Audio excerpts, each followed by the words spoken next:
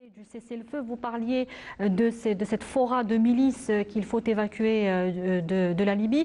Aujourd'hui, on parle de ce paradigme changeant, mais quand même toujours institué en Libye depuis la chute du système de Muammar Kadhafi, du régime de Muammar Kadhafi, qui est le fait que les politiques qui ont recours aux milices pour s'imposer et parfois c'est l'inverse, ce sont les milices qui ont recours aux politiciens pour s'imposer.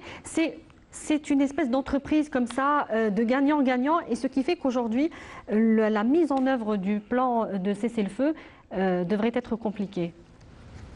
Oui, absolument, surtout du côté de l'Ouest, parce que nous savons bien, à Tripoli, il y a plusieurs milices, parfois s'entretirent entre elles, et surtout à la douane libyenne tunisienne. Souvent, il y a eu des batailles qui vont contrôler la douane de Ras el-Khyr afin d'avoir évidemment les rentes douanières et les impôts douaniers. Et c'est ça le grand problème. Il y a plusieurs acteurs. Souvent, les médias parlent que de Khalifa Haftar et de Fayez Sarraj, mais on oublie Zinten à titre d'exemple. On oublie le statut de Mitrata, on oublie Tabou au sud. Et à mon avis, la meilleure approche afin de comprendre la Libye, c'est l'approche militaire. C'est l'approche militaire parce que ce qu'on a compris de toutes les batailles militaires, qu'il y a un acteur. Souvent, on ne veut pas être à la une, un peu invisible, mais fort présent depuis 2011, qui sont les États-Unis d'Amérique. Les États-Unis d'Amérique, parce que l'intervention turque n'est pas totalement turque, mais évidemment, c'est une intervention américaine. Les Américains ne veulent pas envoyer leurs soldats à Tripoli, mais évidemment, la Turquie, c'est leur bras droit, puisque c'est un membre actif au sein de l'OTAN. Et pourquoi? Pour contrer l'influence russe. Parce que les Russes veulent récupérer la Libye. L'armée de l'Est se compose des ex-officiers de l'armée de Kadhafi. Donc, ils ont fait leur académie militaire à Moscou avec l'Union soviétique. Souvent, peut-être, ils parlent aussi la langue russe.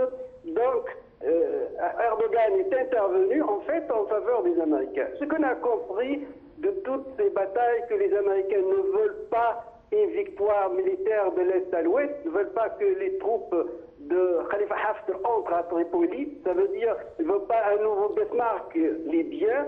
La même chose, vice-versa, ils ne veulent pas aussi que les forces de Fayez Sarraj entrent à Benghazi. Et c'était un avertissement, vous arrêtez juste en face du cirque. Vous n'avez pas le droit d'aller au-delà du cirque. Donc, ma crainte est totale et ma crainte à ces arguments, c'est qu'il y a une tendance à partager la Libye en trois micro-États. Ça veut dire la partition de la Libye, ni l'Est vainqueur, ni l'Ouest. Restez comme vous êtes, c'est la ligne entre la Corée du Nord et la Corée du Sud, Sirte, Al-Jafra, et aussi, nous oublions souvent Tabou au sud, ils ont presque une autonomie.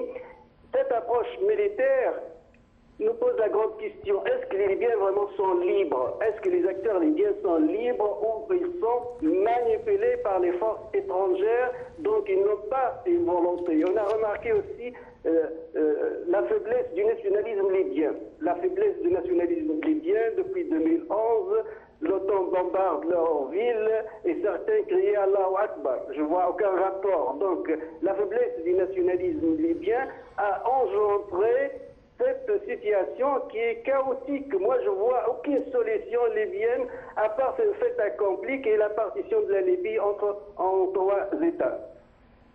Monsieur Sidaoui, pour revenir, parce que vous posez une question qui est quand même importante, la partition qui est un spectre qui plane donc sur la Libye actuellement, peut-être plus qu'avant.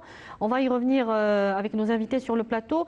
Mais avant, je voudrais vous poser la question sur le rôle de la France qui tente un petit peu de revenir, de reposer ses pions dans ce conflit libyen. On a vu que le ministre de l'Intérieur libyen s'était rendu à Paris, donc il y a 2 ou 3 jours.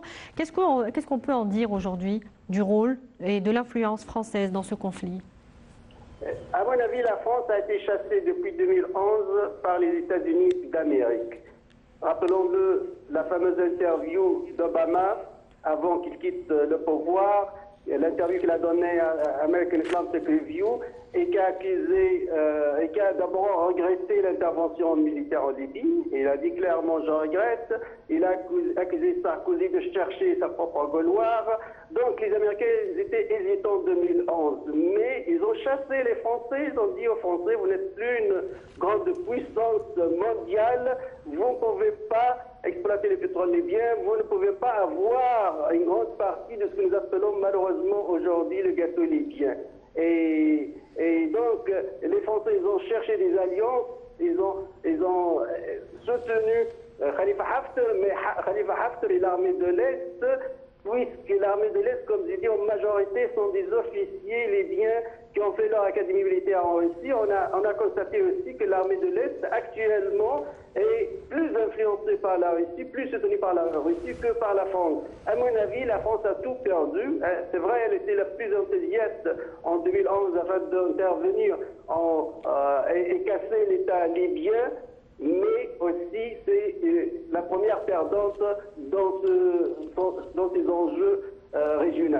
La France n'a rien gagné depuis 2011 jusqu'à nos jours. Alors, Monsieur Riyad Sidaoui, on va vous remercier pour les éclairages que vous nous avez apportés ce soir. Je rappelle que vous êtes directeur du Centre arabe de recherche et d'analyse. Merci beaucoup d'avoir été parmi nous.